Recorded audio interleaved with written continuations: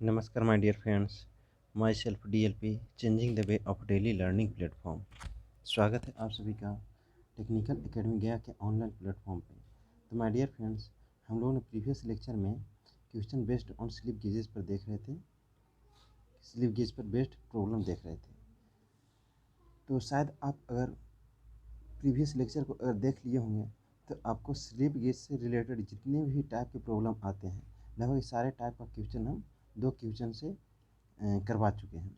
आपको कहीं भी किसी भी प्रकार का कोई भी दिक्कत नहीं होगा। तो आज के लेक्चर में हम बात करेंगे कंपैरेटर्स के बारे में। आपको स्लिप गेजेस के बारे में जितना भी स्टडी करना था पहले हम कर चुके हैं। अब हम लोग स्टडी करेंगे कंपैरेटर्स के बारे में। तो कंपैरेटर्स में हम लोग स्टडी करेंगे आज के लेक्चर में कंपैरेटर्स क्या होते हैं, फिर उसके बाद स्टडी करेंगे कंपैरेटर्स को हम लोग एक एग्जाम्पल के माध्यम से समझेंगे, जो कि यहाँ पे आपको फिगर के माध्यम से दिखाया गया है। तो इससे हम लोग समझ पाएंगे कि कंपैरेटर जो है एक ऐसा डिवाइस है और ये किस प्रकार से वर्क करता है। तो आज हम लोग केवल और केवल बेसिक आइडिया ही जनरेट करेंगे, यानी कहने का मतलब कि कंपैरेटर्स के बारे में आज हम लोग इंट्रोडक्शन देखेंगे।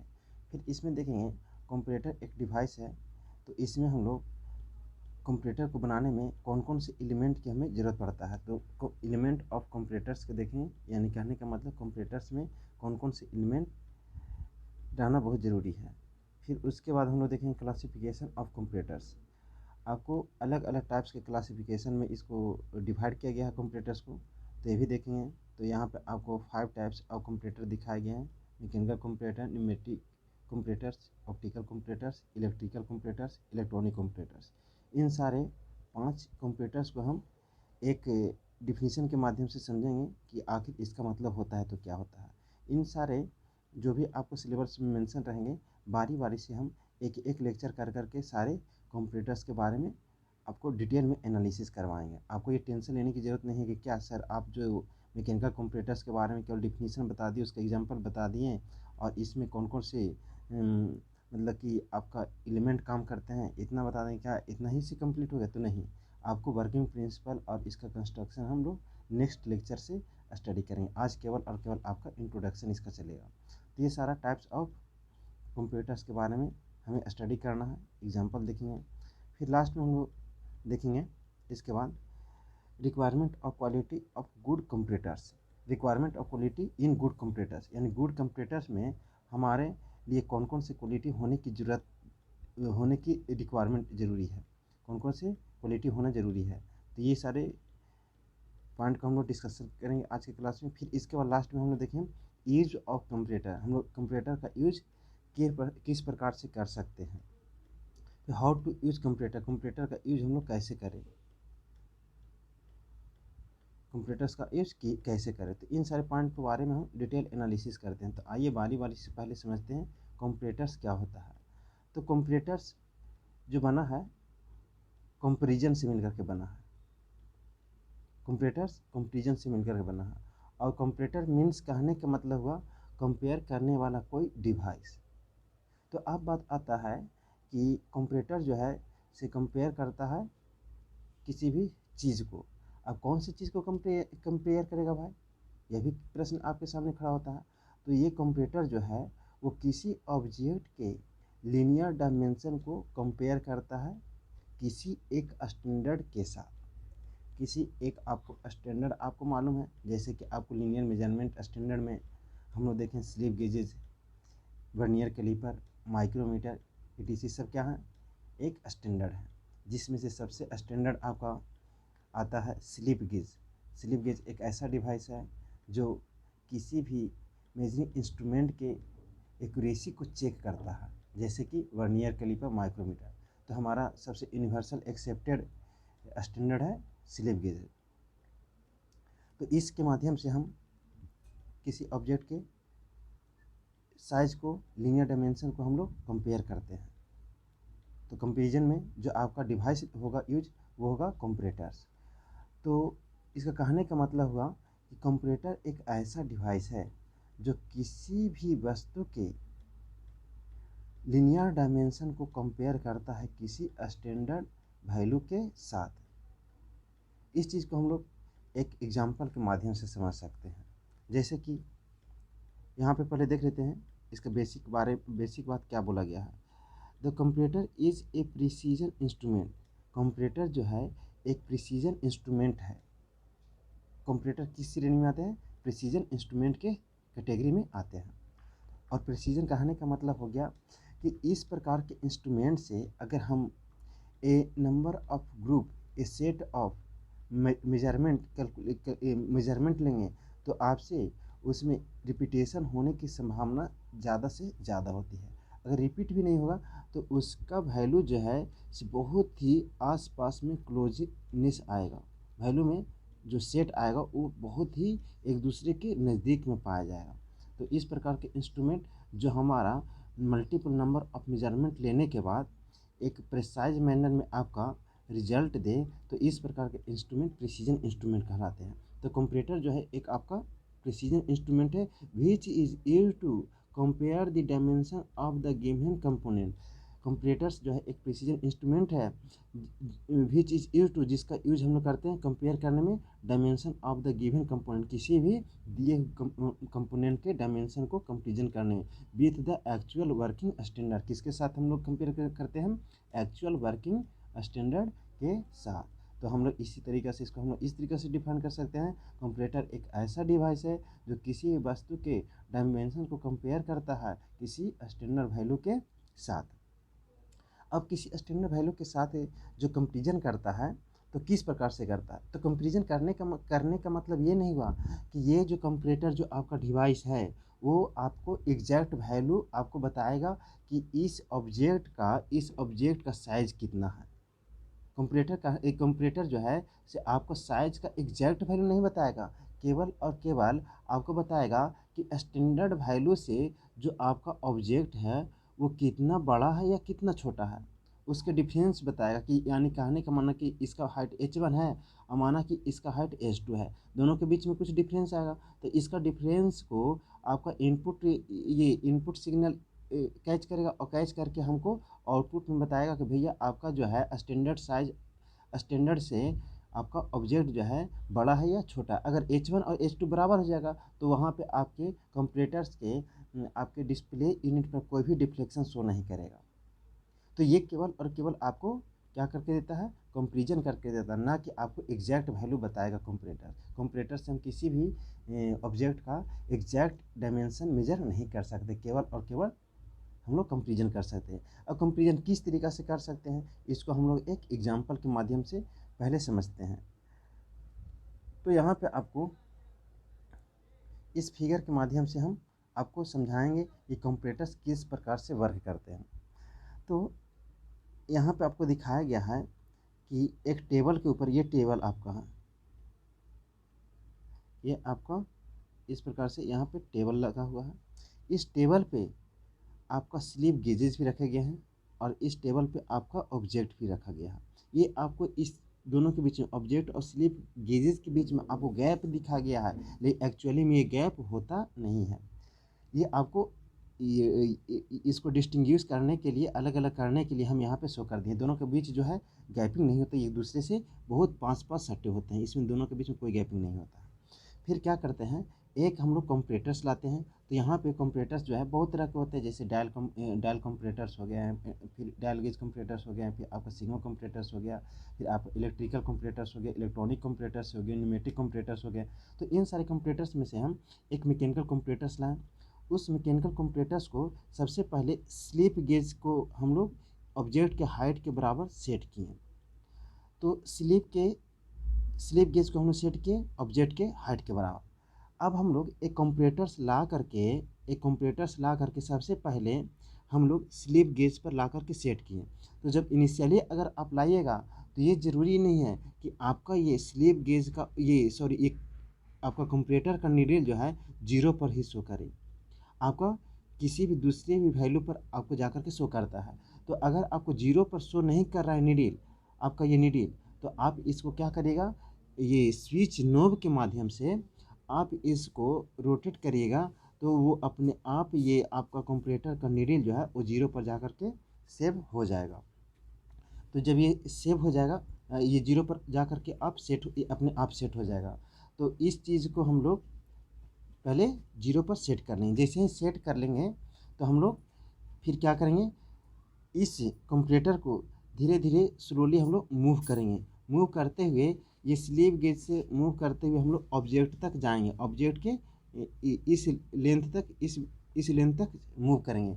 अगर मूव करने के दौरान अगर कहीं भी आपके कंपैरेटर के नीडल में किसी भी प्रकार का डिफ्लेक्शन नहीं हुआ तो हम लोग समझेंगे कि स्लिप गेज का हाइट और आपका ऑब्जेक्ट का हाइट आपका इक्वल है, बराबर है। यानी कि यहाँ पे मानो कि ऑब्जेक्ट का हाइट h2 बोले, स्लिप गेज का हाइट h1 यहाँ पे बोलें, तो इसका कहने का मतलब है दोनों अगर बराबर है, h1 बराबर h2 है, तो आपको कंपैरेटर्स के नीडल में आपको किसी भी प्रकार का डिफ्लेक्शन शो नहीं होगा। लेकिन जैसे ही अगर स्लिप गेज से मूव करते हुए स्लिप गेज से इस कंपैरेटर को मूव करते हुए ऑब्जेक्ट तक ले गए और ले जाने के बाद अगर ऑब्जेक्ट का हाइट स्लिप गेज के गेज लेंथ से कम होगा, h1 से कम होगा, तो आपका जो है प्लंजर, ये आपका प्लंजर है। प्लंजर जो है अगर ये h2 कम होगा h1 से तो आपका प्लंजर नीचे जाएगा तो इसमें से डिफ्लेक्शन इस प्रकार से शो करेगा। लेकिन अगर ऑब्जेक्ट का हाइट स्लिप गेज के गेज लेंथ से ज़्यादा होगा, h1 से ज़्यादा होगा, तो प्लंजर ऊपर क्यों मूव करेगा, यानी कि धंसेगा। अगर ये धंसेगा तो यहाँ पे नीडल जो है, नीडल में डिफ्लेक्शन शो करेगा। तो ऑब्जेक्ट का हाइट स्लिप गेज की यानी स्टैंडर्ड साइज से अगर बड़ा भी होगा या छोटा भी होगा तो आपको कंपैरेटर में इसका डिफ्लेक्शन शो देखने को मिलेगा। तो इस तरीक़ा से हमारा कंपैरेटर वर्क करता है और इससे हम एग्जैक्ट वैल्यू नहीं, एग्जैक्ट डायमेंशन नहीं मेजर कर सकते हैं, बल्कि हम लोग स्टैंडर्ड साइज और ऑब्जेक्ट के बीच में जो डिफरेंस है डायमेंशन का, उसको ही केवल और केवल हम लोग कंपेयर कर सकते हैं कि आखिर जो है आपका ऑब्जेक्ट है स्लिप गेज से बड़ा है या छोटा है। इस डिफ्लेक्शन को ही वो आइडेंटिफाई कर सकता है।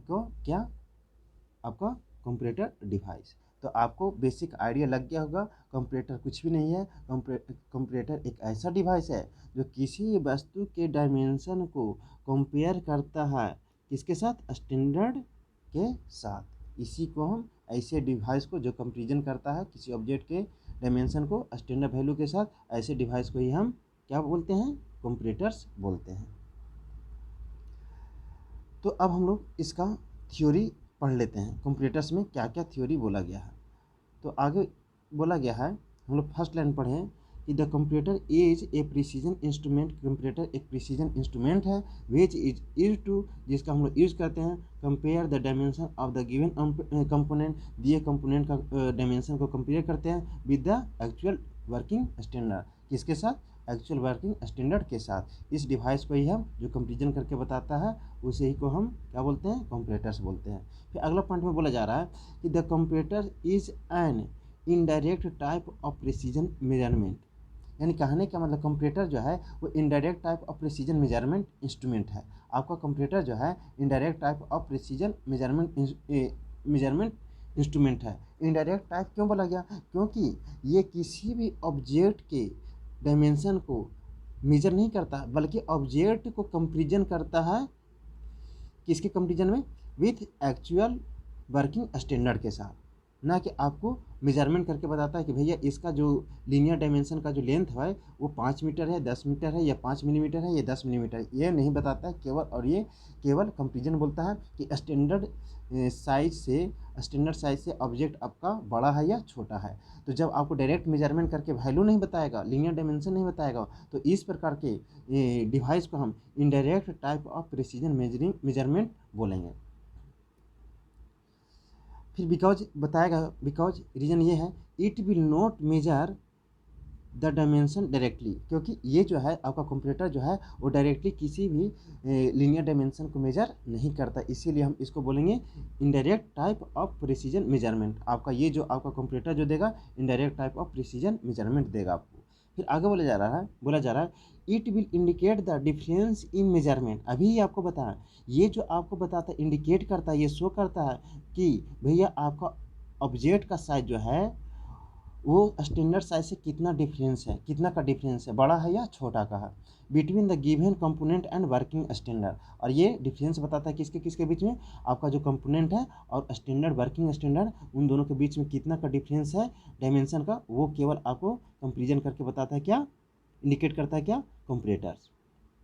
फिर आगे बोला जा रहा है and another magnification instrument is need to measure this difference. और इस डिफरेंस को मेजर करने के लिए हमारे कंपैरेटर्स में मैग्निफिकेशन डिवाइसेस लगे रहते हैं। क्या बोला गया है, यहाँ पे बोला गया है another magnification instrument is needed to measure this difference with accuracy. जब आपको डिफरेंस जो आया है स्टैंडर्ड वैल्यू और ऑब्जेक्ट के बीच में जो डिफरेंस आया है, उसका डिफरेंस अगर एग्जैक्ट बताना रहे, एक्यूरेसी के साथ बताना रहे, तो इसके लिए कंप्यूटर में एक मैग्नीफिकेशन डिवाइस लगे रहते हैं, मैग्नीफिकेशन इंस्ट्रूमेंट लगे रहते हैं, इसकी ज़रूरत पड़ती है। तो ये मैग्नीफिकेशन इंस्ट्रूमेंट आपको बताएगा कि एक्चुअल में आपका डायमेंशन जो है स्टैंडर्ड से कितना बड़ा है या कितना छोटा है। फिर अगला पॉइंट में बोला जा रहा है कि आपका it gives only dimensional difference. ये केवल और केवल क्या करता है, वो डायमेंशनल डिफरेंस बताता है, आपको एग्जैक्ट वैल्यू नहीं बताता है। Comparators is used only for linear measurement dimension. ये केवल और केवल यूज होता है, केवल और केवल यूज होता है लीनियर मेजरिंग डायमेंशन के लिए। आपको जब भी कंपेरिजन करना लीनियर मेजरिंग डायमेंशन के बारे में, तभी जा कर के कंपैरेटर आप यूज कर सकते हैं। अगर आपको एंगुलर मेजरिंग डायमेंशन मेजर करना होता है या कंपेरिजन करना होता है, तो आप कंपैरेटर्स को कभी नहीं यूज कर सकते हैं। तो केवल और केवल ये यूज होते हैं, केवल और केवल यूज होते हैं लीनियर मेजरिंग डायमेंशन के लिए। It will never give exact value. अभी आपको बताएं कि ये जो है से आपको किसी भी लीनियर डायमेंशन को एग्जैक्ट वैल्यू नहीं बताता है कि ऑब्जेक्ट का साइज आखिर है तो क्या है। ये एग्जैक्ट बताता है वैल्यू केवल और केवल डिफरेंस को, कि आपका ऑब्जेक्ट जो है वो स्टैंडर्ड के साथ कितना, स्टैंडर्ड से कितना बड़ा या कितना छोटा, ये केवल और केवल आपको डिफरेंस बताता है। तो आपको कंपैरेटर्स के बारे में बेसिक आइडिया लग गया होगा। तो दूसरे शब्दों में हम लोग कंपैरेटर्स को इस तरीके से डिफाइन कर सकते हैं। बोला गया है comparator is a device, comparator एक डिवाइस है which picks up a small variation in dimension. Comparators एक ऐसा डिवाइस है जो पिक करता है स्मॉल वेरिएशन इन डायमेंशन को। जो हमारा ऑब्जेक्ट में स्मॉल वेरिएशन इन डायमेंशन हो रहा था, उसमें जो है सेंस कर रहा था पहले प्लंजर, प्लंजर को हम लोग सेंसिंग डिवाइस बोलेंगे। और जैसे प्लंजर आपको सेंस कर रहा था, तो उस सेंसिटिविटी को सेंस करके कंपैरेटर में जो मैग्नीफाइंग डिवाइस लगे रहते हैं, मैग्नीफिकेशन डिवाइस लगे रहते हैं, वो हमारे स्मॉल से स्मॉल चेंज इन डायमेंशन को मैग्नीफाई करके डिस्प्ले डिवाइस पे हमें शो करता है कि भैया आपके ऑब्जेक्ट में इस प्रकार का डिफरेंस देखने को मिल रहा है, आपका ऑब्जेक्ट बड़ा है या छोटा है। तो ये जो है एक ऐसा डिवाइस है कंपैरेटर, जो स्मॉल वेरिएशन इन डायमेंशन को पिक कर लेता है एंड मैग्नीफाई इट। और ये मैग्नीफिकेशन डिवाइस से के माध्यम से मैग्नीफाई करता है and display it by using indicating devices. और ये डिस्प्ले कर देता है मैग्नीफिकेशन करके यूजिंग इंडिकेटिंग डिवाइस, जो इस पे इंडिकेटिंग डिवाइस लग रहते हैं आपके डिस्प्ले डिवाइस पे, उसको आपको डिस्प्ले करके बताता है in order when any object dimension is compare with any linear standard. जब हम लोग किसी ऑब्जेक्ट के लीनियर डायमेंशन को कंपेयर करते हैं किसके साथ, लीनियर स्टैंडर्ड के साथ। तो जब भी अगर हम किसी लीनियर स्टैंडर्ड के साथ किसी ऑब्जेक्ट के लीनियर डायमेंशन को कंपेरिजन करते हैं, तो जब आपको ऑब्जेक्ट में स्मॉल वेरिएशन इन डायमेंशन देखने को मिलता है, तो आपका कंप्यूटर क्या करता है, उसको स्मॉल वेरिएशन डायमेंशन को पिक करता है, फिर उसको मैग्नीफाई करता है, मैग्नीफाई करके डिस्प्ले यूनिट पर इंडिकेटिंग डिवाइस के माध्यम से हमें डिस्प्ले कर देता है। तो इस प्रकार के डिवाइस को हम कंपैरेटर बोलते हैं। तो इस तरीक़े से आपका बेसिक इंट्रोडक्शन हुआ आपका कंपैरेटर्स का। कंपैरेटर्स क्या होते हैं, तो कंपैरेटर्स एक क्या है, आपका कंपेयरिंग डिवाइस है जो किसी भी ऑब्जेक्ट का स्मॉल वेरिएशन इन डायमेंशन को बताता है विथ कंपेरिजन टू स्टैंडर्ड के साथ।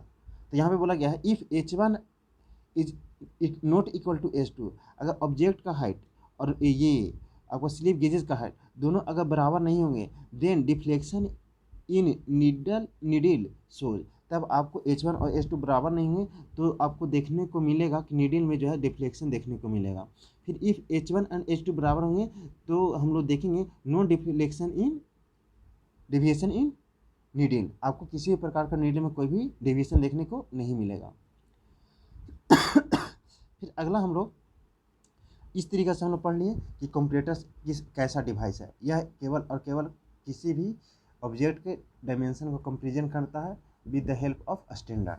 अब इसमें देखते हैं कंपैरेटर्स में कौन कौन से मेन एलिमेंट पाए जाते हैं। तो कंपैरेटर्स में बहुत सारे एलिमेंट पाए जाते हैं, लेकिन उनमें से सारे कंपैरेटर्स में कॉमन एलिमेंट क्या पाए जाते हैं, उनमें से 3 एलिमेंट बहुत मुख्य है जो कि सारे कंपैरेटर्स में देखने को मिलता है।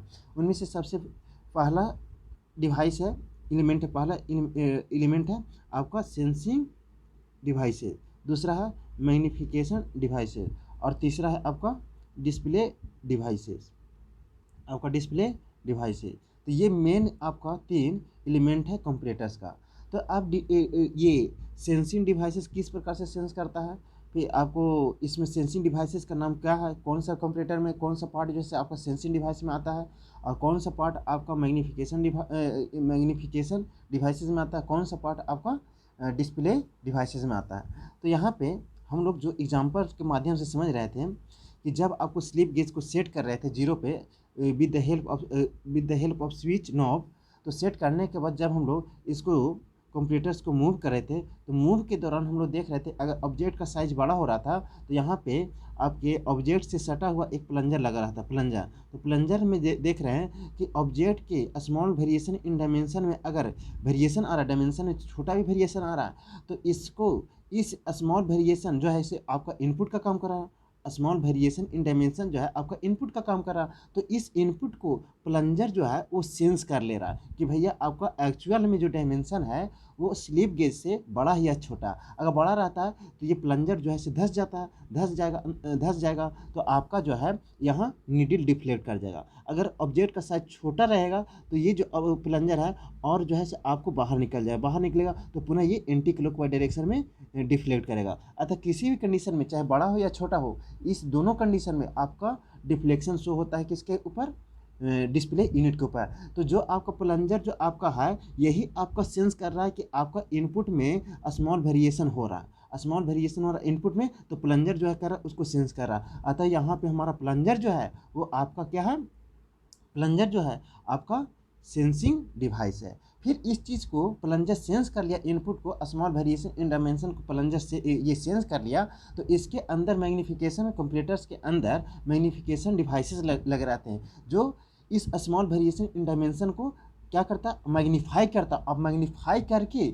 हमारे डिस्प्ले पे उसे शो करके बताता है। तो ये जो है नीडल के साथ आपका स्केलिंग को जो किया गया है ऊपर में आपके डिस्प्ले पर, यही जो है आपका डिस्प्ले डिवाइसेस कहलाते हैं। तो यहाँ पे 3 एलिमेंट जो आपका मुख्य है जो आपको हर कंपैरेटर्स में देखने को मिलेगा, उसके बारे में देखते हैं। पहले सेंसिंग डिवाइस क्या होता है। तो सेंसिंग डिवाइस पहले क्या बोला गया, there are mainly 3 element present in any comparators, किसी भी प्रकार के कंपैरेटर्स में आपको ये 3 एलिमेंट देखने को मिलेगा ही मिलेगा, और भी एलिमेंट पाए जाते हैं लेकिन ये 3 आपको मेन एलिमेंट होते हैं। तो सेंसिंग डिवाइसेस क्या होते हैं, it sense the input value due to variation in dimension, जब आपका डायमेंशन में वेरिएशन होगा तो इनपुट वैल्यू आपका वेरिएशन इन डायमेंशन आपका इनपुट वैल्यू होगा। इनपुट वैल्यू जो आएगा किसके कारण आएगा, वेरिएशन इन डायमेंशन के कारण आएगा। तो इनपुट वैल्यू में जो वेरिएशन होगा, वेरिएशन आएगा इनपुट वैल्यू में, उसको सेंस करेगा कौन, sensing device. Sensing device sense करता है। Usually a plunger is used as a sensing device. तो अभी हम आपको बताएं आपको एग्जांपल के माध्यम से कि प्लंजर जो है आपके स्मॉल वेरिएशन इन डायमेंशन यानी इनपुट को क्या कर रहा है, सेंस कर रहा है, जिसके माध्यम से वो प्लंजर अप डाउन हो रहा है, ऊपर नीचे धंस रहा है।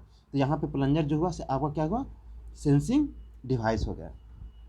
फिर आगे बोला जा रहा है magnification device, it is used to increase और एम्पलीफाई द इनपुट सिग्नल। जो आपका इनपुट सिग्नल में स्मॉल वेरिएशन इन डायमेंशन आ रहा था, उसको क्या रहा था, इनपुट सिग्नल को क्या कर रहा था, वो मैग्नीफाइंग डिवाइस क्या कर रहा था, उसको बढ़ा करके एम्पलीफाई करके इंक्रीज करके वैल्यू को आपको डिस्प्ले यूनिट पे क्या कर रहा था, स्मॉल वेरिएशन होने के बावजूद भी डिस्प्ले यूनिट पे शो कर रहा है कि आपका जो डायमेंशन में जो वेरिएशन है वो एग्जैक्ट में इतना का वेरिएशन शो कर रहा है। यानी कहने का मतलब स्टैंडर्ड साइज से आपका ऑब्जेक्ट जो है वो बड़ा है या छोटा है वो आपको डिस्प्ले यूनिट पे शो करता है। तो यही बोल रहा है it is use to increase और एम्पलीफाई द इनपुट सिग्नल। ये इनपुट सिग्नल का जो वैल्यू है उसको कैच करके पिकअप करके उसके वैल्यू को इंक्रीज करता है या एम्पलीफाई करता है।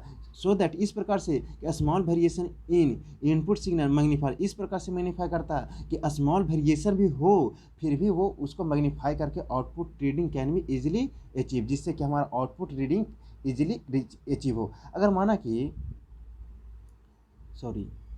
माना कि हमारा ये कंप्यूटर जो है सेंस करके इस प्लंजर आपका सेंसिंग डिवाइस है, और ये सेंस करके अगर ये मैग्नीफाई नहीं करेगा, मैग्नीफाई करके इसको एम्पलीफाई नहीं करेगा, इंक्रीज नहीं करेगा इसके डाटा को, तो आपको यहाँ पे नीडल में डिफ्लेक्शन जो वेरी वेरी स्मॉल होगा और वेरी वेरी स्मॉल होगा, मैग्नीफाई नहीं होगा, तो उसके में डिफ्लेक्शन होने के बावजूद भी हम बोलेंगे कि इसमें इसके ऑब्जेक्ट के साइज में डायमेंशन में किसी प्रकार का कोई गड़बड़ी नहीं है। यानी कहने का मतलब स्टैंडर्ड साइज के साथ ऑब्जेक्ट का कंपेरिजन करने पर हम बोलेंगे दोनों का साइज इक्वल है। लेकिन यही चीज़ अगर स्मॉल वेरिएशन, सबसे छोटा से छोटा वेरिएशन को भी अगर इसमें मैग्नीफाइंग डिवाइस अगर लगे रहेंगे तो उसको मैग्नीफाई करेगा, एम्पलीफाई करेगा, उसके वैल्यू को इनपुट सिग्नल को कैच करके एम्पलीफाई करेगा और उसको डिस्प्ले यूनिट पे क्या करेगा, शो करेगा। तो मैग्नीफाइंग डिवाइस का काम है कि सबसे छोटा वैल्यू को भी इनपुट सिग्नल को कैच करके उसको मैग्नीफाई करना, इंक्रीज करना, एम्पलीफाई करना, ये काम है मैग्नीफाइंग डिवाइस का, मैग्नीफिकेशन डिवाइस का। तो आपको मैग्नीफिकेशन डिवाइस समझ में आ गया होगा कि ये इनपुट सिग्नल को वैल्यू को क्या कर देता है, एम्पलीफाई कर देता है, जिससे कि हमारा आउटपुट रीडिंग इजीली अचीव हो जाए। अब इसके बाद आता है जब आपका मैग्नीफाइंग डिवाइस मैग्नीफाई कर देगा तो इसको शो करने के लिए आपको क्या चाहिए, डिस्प्ले डिवाइसेस चाहिए। तो डिस्प्ले डिवाइसेस के बारे में क्या बोला है, ये बोला है कि it is used to display the variation in finite value. जो आप आउटपुट प्राप्त किए हैं, आउटपुट रीडिंग प्राप्त किए हैं, उसको क्या करना है, जो इनपुट में जो वेरिएशन आ रहा है फाइनाइट वैल्यू में जो वेरिएशन आ रहा है, यानी कहने का मतलब आउटपुट रीडिंग में जो आपका चेंज देखने को मिल रहा है उसको शो करने का काम है किसका, डिस्प्ले डिवाइसेस का। जनरली स्केल विथ पॉइंटर और needle is used as display device. आपका स्केलिंग किया रहता है इस प्रकार से, माना कि सर्कुलर माना कि ये डिस्प्ले डिवाइस है तो यहाँ पे आपको कैलिब्रेट किए रहते हैं इस तरीक़े से, और ये लीनियरली कैलिब्रेशन में होता है, और इस पे आपका नीडल रहता है, नीडल इस तरीके से रहता है। तो आपका स्केल विथ नीडल आपका जो है यूज किया जाता है, किस प्रकार से इसको माना जाता है, डिस्प्ले डिवाइस के जैसा इसको माना जाता है। तो आपका एलिमेंट ऑफ कंपैरेटर समझ में आ गया होगा। अब हम लोग पढ़ेंगे क्लासिफिकेशन ऑफ कंपैरेटर्स। कंपैरेटर्स को हम लोग क्लासीफाई कितने टाइप्स में कर सकते हैं। तो यहाँ पे कंपैरेटर्स को classification on the basis of magnification devices के बेसिस पे करते हैं। यानी कहने का मतलब किसी भी कंपैरेटर डिवाइस में अगर मैग्नीफिकेशन डिवाइस अलग अलग यूज करेंगे तो मैग्नीफिकेशन डिवाइस को अलग अलग यूज करने के कारण हम उसको उस कंपैरेटर का नाम हम अलग अलग दे देंगे। अगर आपका ये कंपैरेटर्स में किसी भी स्मॉल वेरिएशन इन डायमेंशन को अगर मैग्नीफाई करके बताना है तो मैग्नीफिकेशन के लिए मैग्नीफिकेशन डिवाइस में अगर हम मैकेनिकल लिंकेज लगा देंगे, मैकेनिकल डिवाइसेस यूज करेंगे, तो इस प्रकार के कंपैरेटर्स को हम लोग मैकेनिकल कंपैरेटर्स बोलते हैं। लेकिन अगर कंपैरेटर्स में वैल्यू स्मॉल वेरिएशन डायमेंशन को मैग्नीफाई करना है तो मैग्नीफाई करने के लिए अगर हम कंप्रेस्ड एयर यूज करेंगे तो इस प्रकार के कंपैरेटर्स को न्यूमेटिक कंपैरेटर्स बोलते हैं। न्यूमेटिक कहने का मतलब एयर होता है, न्यूमेटिक कहने का मतलब एयर होता है। तो कंप्रेस्ड एयर को अगर हम यूज करेंगे एज ए मैग्नीफिकेशन तो हम लोग बोलेंगे इस प्रकार कंपैरेटर्स क्या करेंगे, न्यूमेटिक कंपैरेटर्स कहलाएंगे। लेकिन ऑप्टिकल कंपैरेटर्स क्या होते हैं, जब हम लोग किसी भी स्मॉल वेरिएशन इन डायमेंशन को मैग्नीफाई करने के लिए हम लोग लॉ ऑफ रिफ्लेक्शन या लॉ ऑफ रिफ्रैक्शन प्रिंसिपल का सहारा लेते हैं, तो इस प्रकार के कंपैरेटर्स को ऑप्टिकल कंपैरेटर्स बोलते हैं। इसमें हम लोग इसका ये वर्क करता है ऑन द बेसिस ऑफ, इसमें लेंस लगे रहते हैं, मिरर लगे रहते हैं, तो इस पे ये वर्क करता है ऑप्टिकल कंपैरेटर्स। फिर इलेक्ट्रिकल कंपैरेटर्स में जब हम लोग input signal small variation in dimension अगर इसमें इनपुट सिग्नल में जाएगा तो इसको कन्वर्ट करता है इलेक्ट्रिकल सिग्नल में, और इलेक्ट्रिकल सिग्नल कैलिब्रेट करता है गैल्वेनोमीटर के साथ, और हमें गैल्वेनोमीटर में जो आपका नीडल रहता है वही आपको शो करके बताता है कि भैया आपके डायमेंशन में चेंजिंग देखने को मिल रहा है। तो यहाँ पे इस प्रकार के डिवाइसेस को हम इलेक्ट्रिकल कंपैरेटर्स बोलेंगे। इस प्रकार कंपैरेटर्स को इलेक्ट्रिकल कंपैरेटर्स बोलेंगे। फिर उसी प्रकार से आपका इलेक्ट्रॉनिक कंपैरेटर्स आता है। तो इलेक्ट्रॉनिक कंपैरेटर्स में भी क्या होता है कि आपको input signal small variation in dimension को अगर आपको मैग्नीफाई करना है, तो मैग्नीफाई करने के लिए जब अगर हम इलेक्ट्रॉनिक डिवाइसेस यूज़ करेंगे तो इस प्रकार के कंपैरेटर्स को इलेक्ट्रॉनिक कंपैरेटर्स कहते हैं। तो इस प्रकार से हम लोग क्लासिफिकेशन ऑफ कंपैरेटर्स को हम लोग थोड़ा सा बेसिक आइडिया देख लेते हैं। इसमें इंपॉर्टेंट पॉइंट देख लेते हैं। आपके सिलेबस में मैकेनिकल कंपैरेटर्स भी स्टडी करने हैं, आपको न्यूमेटिक कंपैरेटर्स भी स्टडी करने हैं, इलेक्ट्रिकल कंपैरेटर्स भी स्टडी करने हैं, और इलेक्ट्रॉनिक्स कंपैरेटर्स भी स्टडी करने हैं। लेकिन आपको सिलेबस में ऑप्टिकल कंपैरेटर्स की कोई भी चर्चा नहीं है, अतः इसके बारे में हम यहाँ पे स्टडी नहीं करेंगे। केवल और केवल हम लोग इसमें जो मेन इंपॉर्टेंट पॉइंट आने वाले हैं, जो जिससे आपका ऑब्जेक्टिव बन सकता है, उसके बारे में हम इसके बारे में यहाँ पर डिस्कशन करेंगे। बाद बाकी इसका वर्किंग प्रिंसिपल या फिर इसका कंस्ट्रक्शन क्या होता है, इसके बारे में हम लोग नहीं डिस्कस करेंगे। केवल और केवल आज के लेक्चर में ही हम लोग डिस्कस कर लेंगे कि ऑप्टिकल कंपैरेटर्स क्या होता है, किस प्रकार से काम करता है। तो बात करते हैं मैकेनिकल कंपैरेटर्स क्या होते हैं। तो यहाँ पे बोला गया है those comparators in which magnification is produced by mechanical device है। वैसे कंपैरेटर जिसमें हम लोग किसी भी इनपुट सिग्नल में जो स्मॉल वेरिएशन इन डायमेंशन आ रहा उसको मैग्नीफाई करने के लिए, मैग्निफिकेशन को प्रोड्यूस्ड करने के लिए अगर मैकेनिकल डिवाइसेस यूज़ करेंगे तो इस प्रकार के कंपैरेटर्स को हम मैकेनिकल कंपैरेटर्स कहते हैं। तो वैसे comparator in which magnification is produced by mechanical devices, यानी कहने का मैकेनिकल डिवाइसेस के हेल्प से अगर हम मैग्निफिकेशन प्रोड्यूस्ड करते हैं तो इस प्रकार के कंपैरेटर्स को हम लोग मैकेनिकल कंपैरेटर्स कहते हैं। इसका एग्जांपल बहुत ही फेमस एग्जांपल है dial indicator and sigma comparator. ये दोनों जो है आपको मैकेनिकल कंपैरेटर्स के श्रेणी में आते हैं। तो ये एग्जांपल आपको कभी कभी ऑब्जेक्टिव में पूछ सकता है कि डायल इंडिकेटर आपका किस श्रेणी का, किस टाइप का आपका कंपैरेटर्स है। तो ये डायल इंडिकेटर और सिग्मा कंपैरेटर्स ये दोनों ही आपको मैकेनिकल कंपैरेटर्स के श्रेणी में आते हैं। तो ये आपको एग्जांपल भी याद रखना है। फिर आगे कह रहा है mechanical comparators work on gear pinion linkage levers spring ETC. अभी आपको बताया कि वैसे कंपैरेटर्स जिसमें मैग्नीफिकेशन के लिए मैग्नीफिकेशन डिवाइसेस में मैकेनिकल डिवाइसेस यूज होते हैं, यानी कहने का मतलब मैकेनिकल डिवाइसेस के यूज करके हम किसी भी स्मॉल वेरिएशन इन डायमेंशन को मैग्नीफाई करते हैं, तो इस प्रकार के कंपैरेटर्स को मैकेनिकल कंपैरेटर्स बोलते हैं। तो अब यहाँ पे मैग्नीफिकेशन डिवाइसेस में मैकेनिकल डिवाइसेस में क्या क्या यूज होंगे, तो ये मैकेनिकल कंपैरेटर्स वर्क करेगा कौन कौन आपका एलिमेंट इसमें पाया जाएगा, तो काम करेगा गियर पिनियन रहेगा, फिर आपका गियर पिनियन लिंकेज रहेंगे, फिर लीवर्स रहेंगे, स्प्रिंग रहेंगे, तब जाकर के आपका मैकेनिकल कंपैरेटर्स सही तरीका से वर्क परफॉर्म करेगा और हमें बताएगा कि आपका ऑब्जेक्ट स्टैंडर्ड से कितना बड़ा है या कितना छोटा है। तो आपको बेसिक आइडिया लग गया होगा कि आपका मैकेनिकल कंपैरेटर्स जो है एक ऐसा कंपैरेटर्स है जिसमें हम लोग स्मॉल वेरिएशन इन डायमेंशन को मैग्नीफाई करने के लिए मैकेनिकल डिवाइस यूज़ करते हैं। इस प्रकार के कंपैरेटर्स को हम लोग क्या बोलते हैं, मैकेनिकल कंपैरेटर्स बोलते हैं। अब हम लोग सेकेंड टाइप्स ऑफ कंपैरेटर पढ़ते हैं, न्यूमेटिक कंपैरेटर्स। न्यूमेटिक कंपैरेटर्स क्या होते हैं? न्यूमेटिक कहने का मतलब सिंपल होता है एयर। न्यूमेटिक कंपैरेटर्स कहने का मतलब होता है एयर। और अभी सबसे पहले ही आपको बताएं कि कंपैरेटर्स का classification on the basis of magnification devices. जो हम लोग मैग्नीफिकेशन डिवाइसेस में जिस प्रकार के डिवाइस यूज करेंगे उस प्रकार से उसका नाम देंगे। तो न्यूमेटिक मतलब एयर होता है, यानी कहने का मतलब एक ऐसा कंपैरेटर्स जिसमें हम लोग इनपुट सिग्नल में अगर स्मॉल वेरिएशन इन डायमेंशन होगा तो स्मॉल वेरिएशन इन डायमेंशन को भी अगर हमें इजीली रीड करना है तो पहले तो उसको मैग्नीफाई करना पड़ेगा। और मैग्नीफाई करने के लिए अगर हम कंप्रेस्ड एयर यूज करेंगे तो कंप्रेस्ड एयर यूज करने के बाद इस प्रकार के कंपरेटर आपका कहलाएंगे न्यूमेटिक कंपरेटर्स।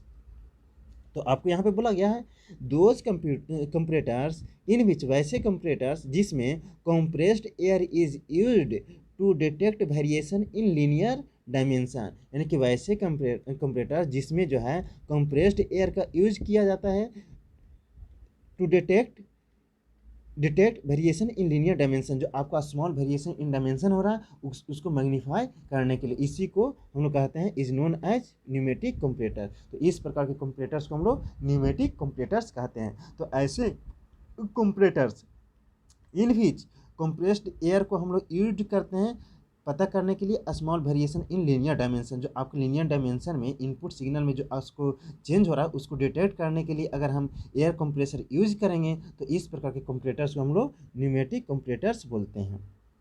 इसका detail analysis, working principle, construction हम लोग अगले लेक्चर से करेंगे। सारे कंपरेटर्स का डिटेल एनालिसिस हम बारी बारी एक एक लेक्चर में करेंगे, अलग अलग लेक्चर में करेंगे। इसका बहुत अच्छा एग्जांपल है सोलेक्स कंपरेटर्स, जो है आपको सोलेक्स कंपरेटर्स जो आता है वो आपका न्यूमेटिक कंपरेटर्स के अंतर्गत आता है। तो आपका पिछले ईयर में इसके बारे में पूछा था सोलेक्स कंपरेटर्स का आपका वर्किंग प्रिंसिपल बताइए, तो इसका डिटेल एनालिसिस हम लोग नेक्स्ट लेक्चर में करेंगे।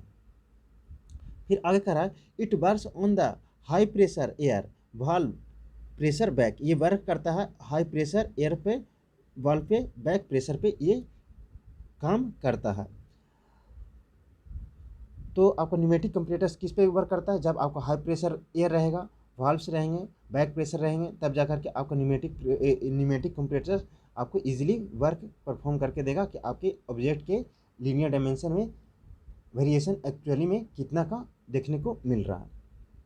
अब हम लोग स्टडी करेंगे ऑप्टिकल कंपरेटर्स। तो ऑप्टिकल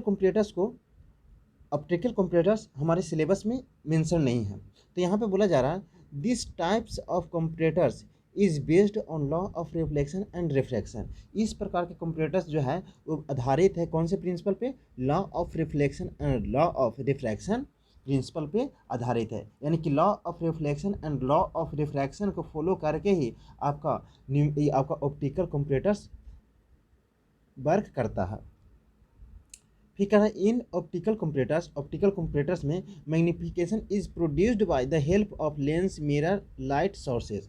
आपका ऑप्टिकल कंपरेटर्स में जो आपका मैग्निफिकेशन के वैल्यू को जो एम्पलीफाई करते हैं वो प्रोड्यूस्ड करते हैं मैग्निफिकेशन को किसके हेल्प से, लेंस, मिरर, लाइट सोर्स के माध्यम से। यहाँ पे आपको एग्जाम्पल में बताया गया है जिस ऑप्टीमीटर ये कंपरेटर्स या जिस ऑप्टो टेस्ट टेस्ट कंपरेटर्स, जिस ऑप्टो टेस्ट कंपरेटर्स, ये दोनों एग्जांपल जो है आपको ऑप्टिकल कंपरेटर्स का है। तो आपको कभी कभी ऑब्जेक्टिव में आपको कंपरेटिव पॉइंट ऑफ व्यू में ये दोनों का नाम पूछ देता कि भैया ये नाम जो है ये जिस ऑप्टीमीटर कंपरेटर्स जो है आपको किस प्रकार का कंपरेटर्स है, तो आपको टिक करना होगा ऑप्टिकल कंपरेटर्स। जिस ऑप्टीमीटर कंपरेटर्स एंड जिस ऑप्टोटेस्ट कंपरेटर्स, ये दोनों जो से आते हैं वो ऑप्टिकल कंपरेटर्स के श्रेणी में आते हैं। तो अब थोड़ा सा बेसिक आइडिया देख लेते हैं। तो ऑप्टिकल कंपरेटर्स जो है से आपका किस प्रकार से किसी भी स्मॉल वेरिएशन इन डायमेंशन को मैग्नीफाई करके बताता है। तो आपको नेक्स्ट में आगे बताया गया है, एक फिगर के माध्यम से समझाते हैं। जैसे कि ये जिस अल्ट्रा ऑप्टीमीटर ये जो है एक प्रकार का आपका ऑप्टिकल कंपरेटर्स है। तो ये क्या किस प्रकार से वर्क करता है, तो इसको वर्किंग प्रिंसिपल देखेंगे। आपको यहाँ पे इस नीचे पोर्शन पे आपका वर्क पीस रखा हुआ है, फिर इसका प्लंजर यहाँ पे है, वर्क पीस से जस्ट सटा हुआ प्लंजर है। फिर आपका मिरर वन, ये इस प्रकार का एक मिरर वन है। यहाँ पे आपका एक पोर्शन पे एक इंड से कुछ डिस्टेंस पे ये पोर्शन से आपका ये फिक्स्ड है, और दूसरे इंड के थोड़ा सा डिस्टेंस पे आपका प्लंजर लगा हुआ, और उसी प्लंजर से आपको जस्ट सटा हुआ क्या है, वर्क पीस है। फिर आपका क्या है यहाँ पे एक लाइट सोर्स यूज किया गया है। जैसे कि लाइट सोर्स के तौर पे लैंप यूज करते हैं। अभी आपको बताएं कि आपको जो है से ऑप्टिकल कंपैरेटर्स में मैग्नीफिकेशन में आपका हेल्प करता है light sources, lens, mirror etc आपका हेल्प करता है। तो यहाँ पे लैंप के माध्यम से इसको किसी आपको लेंस के माध्यम से ये लाइट सोर्स को इस पे मिरर नंबर 1 पे स्ट्राइक कराते हैं, लाइट आता है तो इससे रिफ्लेक्ट होकर के मिरर नंबर 2 जो कि आपका ऊपर में फिक्स्ड है, एक छोटा मिरर लगा हुआ इस पे फिक्स्ड है, फिर पुनः अगर हम इस पे इससे रिफ्लेक्ट होकर के पुनः आपका मिरर नंबर 1 पे आता है जो कि मूवेबल है, इसको मूव कर सकते हैं। तो जैसे ही आता है इस पे तो पुनः ये स्ट्राइक करके पुनः रिफ्लेक्ट होकर के हमारे ऑब्जेक्टिव लेंस पे पहुंचता है जहाँ पे हमारा आई लगा हुआ रहता है, आई पीस लगा रहता है, और यहीं से हम वेरिएशन देखेंगे कि ऑब्जेक्ट में हमारा वेरिएशन है या नहीं। तो पहले हम देखेंगे जैसे ही आपको यहाँ पे आपका स्लिप गेज स्टैंडर्ड सेट रहेंगे और ये स्लिप गेज यहाँ सेट रहेंगे और यहाँ सेट रहेंगे, इस पे प्लंजर रहेगा, फिर इसको 0 पर सेट कर देंगे पहले, फिर जैसे ही यहाँ पे ये प्लंजर उठ करके ऑब्जेक्ट पे आएगा तो देखने को मिलेगा कि अगर प्लंजर जब ऑब्जेक्ट के हाइट पे आ जाएगा तो देखेंगे कि प्लंजर में थोड़ा भी वेरिएशन होगा तो मिरर नंबर 1 डिफ्लेक्ट करेगा। मिरर नंबर 1 डिफ्लेक्ट होगा तो आपका जो है लैंप से जो लाइट सोर्स से जो आपको मिरर नंबर 1 पे लाइट आ रहा है उसमें भी डिफ्लेक्शन, उसके एंगल में डिफ्लेक्शन देखने को मिलेगा। तो इंसिडेंट एंगल में, आपतित किरण में इंसिडेंट एंगल में अगर डिफ्लेक्शन देखने को मिलेगा तो आपको रिफ्लेक्टेड एंगल में भी डिफ्लेक्शन देखने को मिलेगा। तो इस तरीके से ओवरऑल जो है आपको डिफ्लेक्शन आई पीसेस पर भी देखने को मिलेगा। तो इस तरीके से आपको ऑप्टिकल कंपैरेटर्स वर्क करता है। तो आपको ऑप्टिकल कंपैरेटर्स के बारे में बेसिक आइडिया लग गया होगा। तो यहाँ पे बोला गया है ऑप्टिकल कंपैरेटर्स का बारे में बेसिक बता दिए कि ये जो है law of reflection and law of refraction पर बेस्ड है, और इसमें जो है मैग्नीफिकेशन के लिए हम यूज करते हैं लेंस, मिरर एंड यूज करते हैं लाइट सोर्स। इसका एग्जांपल है जिस ऑप्टीमीटर, इसको हम लोग जिस अल्ट्रा ऑप्टीमीटर भी बोल सकते हैं, जिस अल्ट्रा ऑप्टीमीटर भी बोल सकते हैं। तो ये एग्जांपल जो है आपको ऑप्टिकल, ये जो एग्जांपल है से आपका ऑप्टिकल कंपैरेटर्स का एग्जांपल है। अब हम लोग 4 टाइप्स ऑफ कंपैरेटर्स पढ़ते हैं, किसके बारे में? इलेक्ट्रिकल कंपैरेटर्स के बारे में। इलेक्ट्रिकल कंपैरेटर्स क्या होते हैं तो इसका भी डिटेल एनालिसिस हम लोग आगे लेक्चर में करेंगे। बोला गया है this type of comparators compares, ये converts the variation in dimension into electrical signal. जो आपका प्लंजर जो था वो आपके इनपुट सिग्नल को क्या कर रहा था? पिक कर रहा था। जब भी अगर स्मॉल वेरिएशन इन डायमेंशन हो रहा था, ऑब्जेक्ट के डायमेंशन में वेरिएशन हो रहा था, तो उसके स्मॉल वेरिएशन को भी हमारा सेंसिंग डिवाइस आपका प्लंजर सेंस कर रहा था, और सेंस कर करके मैग्नीफिकेशन डिवाइसेस के पास डाटा को पहुंचा रहा था। तो यहाँ पे आपका बोला जा रहा है इस प्रकार के कंप्यूटर जो होते हैं स्मॉल वेरिएशन इन डायमेंशन को है वो कन्वर्ट करके बताता है किसमें? इलेक्ट्रिकल सिग्नल में। यानी कहने का मतलब कि मैग्नीफिकेशन जगह पहुंचेगा, इलेक्ट्रिकल सिग्नल में पहुंचेगा। तो जब भी अगर कंप्यूटर्स अगर स्मॉल वेरिएशन इन डायमेंशन को मैग्नीफाई करने के लिए इलेक्ट्रिकल सिग्नल में कन्वर्ट कर देता है इनपुट सिग्नल को, तो इस प्रकार के कंपैरेटर, इसको हम लोग इलेक्ट्रिकल कंपैरेटर्स कहते हैं। This signal is further calibrated with the help of galvanometer on to scale. यानी कहने का मतलब जो आपका small variation in dimension input में जो था उसको कन्वर्ट करता है पहले ये आपका मैग्नीफाइंग डिवाइस किस में कन्वर्ट करता है? इलेक्ट्रिकल सिग्नल में। और इलेक्ट्रिकल सिग्नल में कन्वर्ट करके उसको फर्दर पुनः हम क्या करते हैं? कैलिब्रेटेड करते हैं with the help of galvanometer. उसको कैलिब्रेट करते हैं गैल्वेनोमीटर पे। आपको गैल्वेनोमीटर में देखने को मिलेगा कि आपको उस पर कुछ नीडल दिखाया जाएंगे और उसमें लीनियर कैलिब्रेशन देखने को मिलेगा, लीनियर डायमेंशन कैलिब्रेशन देखने को मिलेगा। तो वहाँ गैल्वेनोमीटर के स्केल पर वो कैलिब्रेट करता है और वहीं पर आपके नीडल के माध्यम से इसमें जो आपका वेरिएशन इन डायमेंशन हो रहा था उसको शो किया जाता है किस पे? गैल्वेनोमीटर डिवाइसेस पे। इसका एग्जांपल है LVDT, linear variable differential transformer. Linear variable differential transformer जो एग्जांपल है वो एग्जांपल है किसका, इलेक्ट्रिकल कंपैरेटर्स का। तो इलेक्ट्रिकल कंपैरेटर्स किस प्रकार से वर्क करते हैं, सबसे पहले इनपुट सिग्नल को कन्वर्ट करता है इलेक्ट्रिकल सिग्नल में, और इलेक्ट्रिकल सिग्नल को फर्दर वो कैलिब्रेट करता है किसके माध्यम से, गैल्वेनोमीटर के माध्यम से, और उस पर कैलिब्रेट करके उसी पर आपको स्केलिंग किए जाते हैं, और वही गैल्वेनोमीटर पे जो आपका नीडल रहता है वही शो करता है वेरिएशन इन डायमेंशन को। इसका एग्जांपल है LVDT, इसका फुल फॉर्म है लीनियर वेरिएबल डिफरेंशियल ट्रांसफार्मर। आगे बोला जा रहा है it works on step up step down transformer.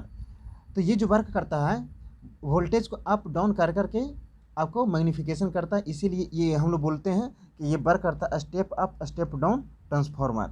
ये step up step down transformer पे आपका इलेक्ट्रिकल कंपैरेटर्स वर्क करता है।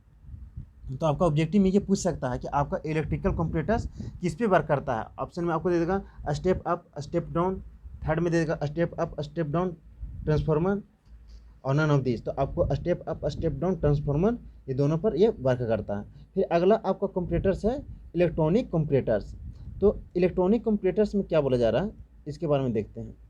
तो इलेक्ट्रॉनिक कंपैरेटर्स में बोला जा रहा है this type of comparators variation in dimension is sensed by the sensor as a transducer. आपको क्या है, जब भी अगर स्मॉल वेरिएशन इन डायमेंशन को अगर मैग्नीफिकेशन के लिए अगर इलेक्ट्रॉनिक डिवाइसेस यूज करेंगे तो इस प्रकार के कंपैरेटर्स को तो हम लोग इलेक्ट्रॉनिक डिवाइस बोलेंगे। तो यहाँ पे बोला गया है this type of comparators variation in dimension is sense by, जो आपका इनपुट सिग्नल में थोड़ा भी वेरिएशन देखने को मिल रहा उसको सेंस किया जाएगा सेंसर के माध्यम से, और वहाँ पे सेंसर काम करेगा कौन, ट्रांसड्यूसर। ट्रांसड्यूसर जो है एक इलेक्ट्रॉनिक डिवाइस है, और ट्रांसड्यूसर क्या करता है कि this is supply with AC current, और इसको जो ट्रांसड्यूसर में क्या करते हैं हम लोग AC करंट सप्लाई करते हैं, और उसके माध्यम से हम लोग इनपुट सिग्नल को ट्रांसड्यूसर सेंस करता है। अब ये जो है ट्रांसड्यूसर का काम क्या है कि किसी भी स्मॉल वैल्यू को मैग्नीफाई करके बहुत बड़ा बना देना। जैसे कि हम लोग एम्पलीफायर देखे हैं, ये ट्रांसड्यूसर जो है एम्पलीफायर है। देखिए ये एम्पलीफायर का काम क्या है कि हम बहुत लो साउंड में अगर बोलते हैं इस माइक के पास, तो लो साउंड को एम्पलीफायर कैच कर करके हमारा हाई साउंड में माइक के माध्यम से प्रोड्यूस्ड करता है। तो एम्पलीफायर का काम ही है कि आपका इनपुट सिग्नल अगर बहुत छोटा होगा, अगर आपका इनपुट सिग्नल बहुत छोटा होगा तो उस इनपुट सिग्नल को मैग्नीफाई करना, यानी कहने का मतलब उस इनपुट सिग्नल जो बहुत छोटा वेरिएशन बता रहा था उसको बहुत बड़ा करके बताना हमारा किसका काम है, एम्पलीफायर का काम है।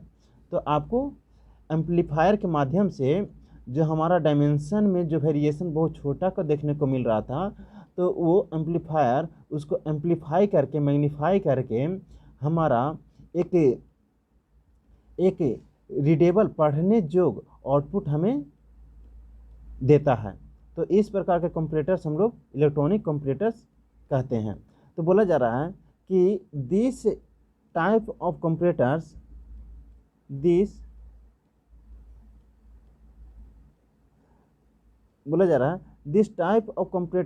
Variation in dimension is sense by sensor as a transducer. इस प्रकार के कंपैरेटर्स में जब अगर वेरिएशन इन डायमेंशन देखने को मिलेगा तो उस वेरिएशन इन डायमेंशन को सेंस करता है किसके द्वारा, सेंसर के द्वारा, और सेंसर उसमें ट्रांसड्यूसर लगे रहते हैं, और ये जो इसमें जो है AC करंट सप्लाई की जाते हैं। फिर ट्रांसड्यूसर क्या करता है, इसको कन्वर्ट करता है इट्स वेरिएशन। ट्रांसड्यूसर जो है वो आपको जो variation small variation in dimension था उसको कन्वर्ट करता है किसमें, इलेक्ट्रिकल सिग्नल में। फिर इलेक्ट्रिकल सिग्नल को कन्वर्ट करता है ये आपको ट्रांसड्यूसर इलेक्ट्रिकल सिग्नल में कन्वर्ट करता है, and then amplify by using amplifier. और ये इलेक्ट्रिकल सिग्नल में कन्वर्ट करने के बाद एम्पलीफायर के माध्यम से, अभी हम आपको बताएं कि एम्पलीफायर का काम क्या है, स्मॉल वैल्यू को डिटेक्ट करके उसको बहुत बड़ा वैल्यू में मैग्नीफाई करके डिस्प्ले कर देना। बता देना। तो यहाँ पे जो है स्मॉल वेरिएशन इन डायमेंशन को मैग्नीफाई ये एम्पलीफाई करता है एम्पलीफायर, और एम्पलीफायर जगह ये आपका मैसेज को पहुँचाता है कौन, इलेक्ट्रिकल सिग्नल। तो एम्पलीफायर इसको मैग्नीफाई कर देता है। फिर आगे बोला जा रहा है amplifier amplifies and large AC signal is available, और वहाँ पे जो है आपको लार्ज एसी सिग्नल अवेलेबल होते हैं विच ई डी मॉड्यूल, और वही large value of AC signal ही आपको डी मॉड्यूल करता है। डी मॉड्यूल कहने का मतलब कन्वर्टेड टू एसी को डीसी में कन्वर्ट करता है, और डीसी में कन्वर्ट करने के बाद यह then indicate device show reading, और उसके बाद जैसे ही आपको लार्ज एसी सिग्नल जो है कन्वर्ट हो जाता है डीसी में, तो आपको वहाँ पे रीडिंग शो करके बताता है कि आपका वेरिएशन कितना देखने को मिल रहा है। तो इस तरीक़ा से इलेक्ट्रॉनिक कंपैरेटर्स काम करते हैं। तो यह इस प्रकार कंपैरेटर्स में जब वेरिएशन इन डायमेंशन होगा तो आपको ट्रांसड्यूसर के द्वारा इस ट्रांसड्यूसर एक सेंसर है उसके द्वारा सेंस किया जाएगा, और सेंस किया जाएगा तो इसमें एसी करंट सप्लाई किए जाते हैं। फिर ट्रांसड्यूसर अपने स्मॉल वेरिएशन इन डायमेंशन जो अपने पास लाया उसको क्या करता है, इलेक्ट्रिकल सिग्नल में कन्वर्ट करता है। फिर इलेक्ट्रिकल सिग्नल जो है उसको एम्पलीफायर के माध्यम से एम्पलीफाई करता है, फिर एम्पलीफायर के माध्यम से एम्पलीफाई करता है लार्ज एसी सिग्नल में जो कि अवेलेबल रहता है। फिर इस लार्ज एसी सिग्नल को डीमॉड्यूल करता है, यानी कहने का मतलब वो डीसी में उसको लार्ज एसी सिग्नल को कन्वर्ट करता है, और लार्ज एसी सिग्नल को डीसी में कन्वर्ट कर जैसे ही करेगा तो वो आपको डिस्प्ले डिवाइसेस पर उसको रीडिंग को शो करके बता देता है। तो इस प्रकार से आपका इलेक्ट्रॉनिक कंपैरेटर्स वर्क करते हैं, यानी किसी भी ऑब्जेक्ट के डायमेंशन में वेरिएशन जो है उसको शो करता है इलेक्ट्रॉनिक कंपैरेटर्स इस तरीके से। अब हम लोग देखेंगे requirement of quality in good comparators. Good comparators में जो है कौन कौन सी क्वालिटी का होना ज़रूरी है। तो इसमें क्या क्या क्वालिटी होना ज़रूरी है। तो आपका जो कंपैरेटर्स जो होना चाहिए इट शुड बी कॉम्पैक्ट, यानी कहने का मतलब ये बहुत ही आसानी से आप इसको ऐसे कंपैरेटर्स बनाइए जो बहुत ही कॉम्पैक्ट हो, सुविधा से हम इसको आसानी से यूज कर सकें। फिर कह रहा है इट शुड बी, दूसरा में बोला जा रहा है it should be easy to handle, और हम ऐसा कंपैरेटर हम बनाएंगे, हमारे पास जो ऐसे कंपैरेटर हो उसका क्वालिटी ऐसा हो कि उसको अगर हम हैंडल करें ऑपरेट करें तो इजीली उसको हम हैंडल कर सकें। फिर अगला पॉइंट में बोला जा रहा है it should give quick response और क्विक रिजल्ट। हमको कंपैरेटर्स ऐसा ज़रूरत होना चाहिए कि वो जो कंपैरेटर्स जो हो आपको मेजरमेंट का यानी डायमेंशन वेरिएशन को बहुत जल्दी क्विक रिस्पॉन्स दे दे, जल्दी आपको आउटपुट दे दे। तो इस प्रकार के डायमेंशन की इस प्रकार का कंपैरेटर्स का हमें ज़रूरत होता है। फिर आगे बोला जा रहा है it should be reliable by in using. जब हम कोई कंपैरेटर्स का यूज कर रहे होते हैं तो हमें विश्वसनीयता उस पर होना चाहिए कि आखिर जो ये कंपैरेटर्स जो इससे हम जो अगर किसी भी डायमेंशन वेरिएशन को मेजर कर रहे हैं तो वो रिलायबल कितना है, यानी कि विश्वसनीय कितना है, उससे हमारा जो आउटपुट आएगा वो कितना एक्यूरेट प्राप्त होगा। तो हमको इस तरीक़ा से भी इस कंपैरेटर्स में क्वालिटी का रिक्वायरमेंट होना ज़रूरी होता है। फिर आगे बोला जाए इट मस्ट बी चीपर, और जो आप कंपैरेटर सिलेक्ट कर रहे हैं उसका ऐसा ये भी होना चाहिए कि ये नहीं कि मतलब वो बहुत महंगा होना चाहिए ताकि जनरल आदमी भी उसको परचेज नहीं कर सके। अगर कोई उसका मतलब कि जो कंपैरेटर हम लोग कंपैरेटर हमें परचेज करेंगे उसका अगर कॉस्ट अगर कम रहेगा तो हर आदमी के पास अगर उसकी ज़रूरत होगा तो उसको ख़रीद करके अपना ज़रूरत को पूरा कर सकता है। तो कंपैरेटर्स का ऐसा भी रिक्वायरमेंट होना चाहिए कि वो चीपर हो। It design should be robust, कहने का मतलब अगर कोई कंपैरेटर अगर हम डिज़ाइन करेंगे तो वो मजबूत हो, यानी कहने का मतलब उसको अगर हम कहीं एक जगह से दूसरी जगह भी ले जाएं तो ऐसा नहीं हो कि ले जाने के बाद उसमें किसी प्रकार का टीयर एंड वियर देखने को मिले, उसमें तोड़ फोड़ हो जाए। तो आपको उसका जो कंस्ट्रक्शन जो होना चाहिए, उसका जो डिज़ाइन होना चाहिए वो आपको मजबूत होना चाहिए ताकि हमारा किसी भी प्रकार का ये कंपैरेटर्स को कहीं भी ले जाए तो किसी प्रकार का कोई दिक्कत नहीं हो। फिर कह रहा है it should be sensitive as per requirement. एक कंपैरेटर्स में क्वालिटी यह भी होना चाहिए कि आपका जितना ज़रूरत है सेंसिटिव होने का उतना उस कंपैरेटर्स में सेंसिटिव पावर होना ज़रूरी है, सेंसिंग होना ज़रूरी है। फिर अगला लास्ट पॉइंट बोला जा रहा है it should be linear in scale so that इसमें जो आपका कंपैरेटर जो है आपका लीनियर वेरिएशन इन डायमेंशन को ही केवल मेजर करता है। तो इसमें ऐसा होना चाहिए कि इसमें जो स्केल जो करेंगे वो लीनियर डायमेंशन में होना चाहिए, लीनियर इन स्केल, आपका स्केल जो होना चाहिए लीनियर में होना चाहिए, इस प्रकार से होना चाहिए so that easy to read, जिससे कि हम इजी रीड कर सकें and to get uniform response, और हम उससे यूनिफॉर्म रिस्पॉन्स प्राप्त कर सकें। तो इस तरीक़ा से रिक्वायरमेंट ऑफ गुड कंपैरेटर्स, एक अच्छे कंपैरेटर में ये सारी चीज़ों की रिक्वायरमेंट होती है। अब हम लोग देखेंगे यूज़ ऑफ कंपैरेटर्स, हम लोग कंपैरेटर्स का यूज़ कहाँ कहाँ करते हैं। तो कंपैरेटर्स का यूज़ हम लोग बहुत सारे एप्लीकेशन में हम लोग यूज करते हैं। Comparators can be used for following application, comparators का यूज हम लोग बहुत जगहों पे करते हैं।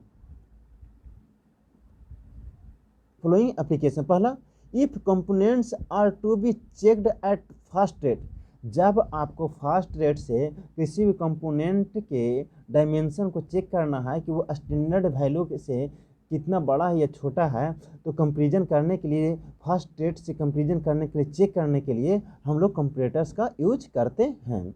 इन मास प्रोडक्शन, जब आप मास प्रोडक्शन कर रहे हैं तो आप स्लिप गेजेस के माध्यम से, स्टैंडर्ड्स के माध्यम से आप उसको कंपैरेटर को सेट कर लीजिए 0 पे। फिर जितने भी आपका मास प्रोडक्शन में आपका प्रोडक्शन हुआ है, उन सारे बहुत सारे ऑब्जेक्ट को अगर चेक करना है कि मेरा जो प्रोडक्शन में जो प्रोडक्ट बन कर के आया है वो एक्चुअल साइज का है या नहीं, उसमें भी हम लोग कंपैरेटर्स का यूज करते हैं। थर्ड है as a standard in laboratory, और कंपैरेटर्स का हम लोग यूज लेबोरेटरी में स्टैंडर्ड के तौर पे भी करते हैं। फिर अगला पॉइंट बोला can be use as working standard, और कंपैरेटर्स का यूज हम लोग वर्किंग स्टैंडर्ड में भी यूज करते हैं। फिर अगला कह रहा है for inspection in new job, जब आप न्यू जॉब परफॉर्म कर रहे हैं तो न्यू जॉब को चेक करने में भी, इंस्पेक्शन करने में भी हम लोग कंपैरेटर्स का यूज करते हैं। तो ये सारे एप्लीकेशन है कंपैरेटर्स का।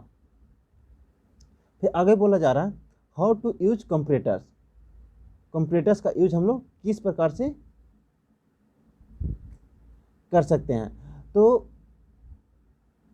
कंपैरेटर्स का यूज करने के लिए बहुत सारे प्रोसीजर को आपको फॉलो करना होगा स्टेप बाय स्टेप, जिसमें सबसे पहले बताया गया किस प्रकार से हम लोग सिलेक्शन कर सकते हैं। इसको देखते हैं।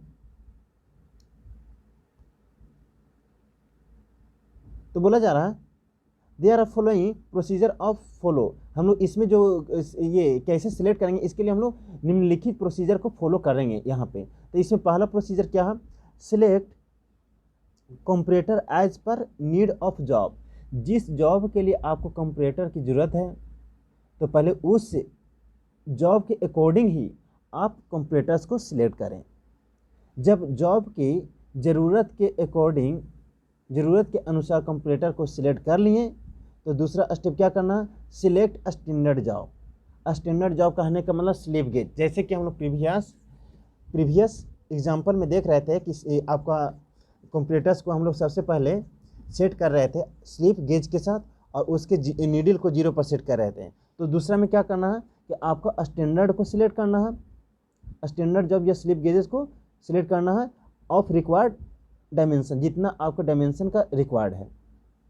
फिर थर्ड स्टेप में क्या करना है, सारा प्रोसीजर वहीं से आ रहा है जहाँ पे आपको बताए थे एग्जांपल, वहाँ से ही आपको सारा का सारा स्टेप यहाँ पे देखने को मिला। यानी कहने का मतलब कि यहाँ का प्रोसीजर हम वहाँ पे अप्लाई कर रहे थे जब हम आपको एग्जांपल के माध्यम से सप्लाई ये समझा रहे थे। तो सबसे पहले क्या कर रहे थे, कंपैरेटर्स को हम लोग डायल इंडिकेटर एक कंपैरेटर्स था, उसको ज़रूरत के अकॉर्डिंग हम लोग क्या करें, सिलेक्ट कर लिए। सिलेक्ट करने के बाद हम लोग क्या किए, स्लिप गेज लाएँ और स्लिप गेज को हाइट को हम लोग क्या किए, जितना रिक्वायर्ड था ऑब्जेक्ट का हाइट उतना ही के हाइट के बराबर हम स्लिप गेज को सिलेक्ट किए। अब सिलेक्ट करने के बाद थर्ड स्टेप में क्या कर रहे थे कि place standard gauge under the plunger और सेंसर यूनिट। हम लोग क्या करते हैं, स्टैंडर्ड गेज पर प्लंजर को, यानी कहने का मतलब कंपैरेटर्स को रखते हैं, और प्लंजर जैसे आपका सेंसर यूनिट कहलाता है। तो प्लंजर को हम लोग सबसे पहले सेट करते हैं कहाँ पे, स्टैंडर्ड गेज के जगह पे, और उस पर सेट करके क्या करते हैं, उस पर रख करके प्लेस करते हैं। रखने के बाद हम लोग क्या करें, set the reading as 0 on the comparator.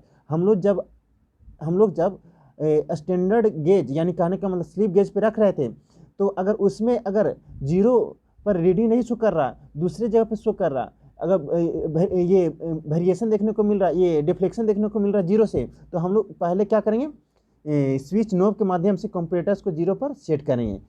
यानी कहने का मतलब इंडिकेटर में इंडिकेटर को 0 पर शो करेंगे with the help off switch knob के माध्यम से सेट करेंगे रीडिंग को 0 पर। फिर उसके बाद फिफ्थ स्टेप में क्या करना है, रिमूव द गेज ब्लॉक। फिर उसके बाद गेज ब्लॉक को क्या कर लेंगे, हटा देंगे एंड प्लेस जॉब, और वहाँ पे क्या करेंगे, प्लेस जॉब को प्लेस कर देंगे एंड चेक कंपरेटर और चेक्ड, और उसके बाद हम लोग चेक करते हैं the comparator will give positive और negative result with comparison of standard. जब हम लोग स्टैंडर्ड के साथ कंपेरिजन करेंगे तो जब वहाँ पे स्टैंडर्ड को हटा देंगे और उस जगह पे हम जॉब को प्लेस करेंगे तो हमको देखने को मिलेगा कि उस कंपरेटर्स में डिफ्लेक्शन देखने को मिल रहा है, कंपरेटर्स के इंडिकेटर पर आपको पॉजिटिव और नेगेटिव रिजल्ट देखने को मिल रहा है। तो इस तरीक़े से हम लोग कंपरेटर्स का यूज कर सकते हैं। तो इस तरीक़े से आज का लेक्चर हम लोग यहीं पे एंड करते हैं। आज आपका कंपरेटर्स का बेसिक इंट्रोडक्शन था। अब इसके बाद हम लोग स्टडी करेंगे मैकेनिकल कंपरेटर्स, जिसमें हम लोग पढ़ेंगे dial indicator and sigma indicator. फिर फर्दर जितने भी आपका सिलेबस में मेंशन है सारे इंडिकेटर को हम लोग बारी बारी से डिस्कस करेंगे। Thank you so much for watching B with DLP।